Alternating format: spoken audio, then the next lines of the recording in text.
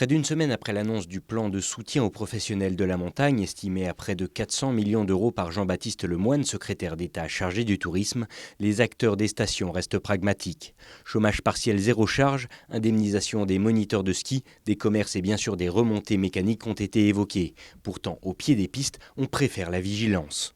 Les aides principalement serviront normalement à couvrir une partie de la perte d'activité et aussi une partie des charges qu'on pourrait avoir pour aider nos collectivités à sécuriser les domaines skiables. On est quand même dans un milieu montagnard qui est rude, qui est hostile, et on peut décemment pas dire à nos clients venez en montagne, vous craignez rien, alors que nous on se retrouve avec des entreprises fermées, des domaines qui seront fermés également, c'est-à-dire que les gens vont évoluer en hors-piste, en montagne, comme s'ils étaient en dehors des périmètres du domaine skiable, quoi. Les 250 stations françaises vont donc devoir s'adapter et s'armer de patience à la veille des vacances, car de nombreuses questions demeurent. Le taux d'occupation prévisionnel pour Noël-Nouvel An étant estimé à moins 56% par rapport à 2019, selon l'agence Savoie-Mont-Blanc. Est-ce que l'indemnisation portera sur les taxes de séjour, voilà. Aujourd'hui, on n'a aucune visibilité sur la façon dont ça va se dérouler.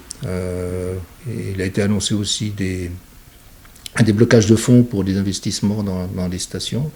Donc ça aussi, on a l'annonce, mais pas les conditions dans lesquelles ça va se dérouler. Mais bon, il y a matière effectivement à investir dans les stations. Donc tous les déblocages de fonds qui pourront être faits en direction des stations seront les bienvenus.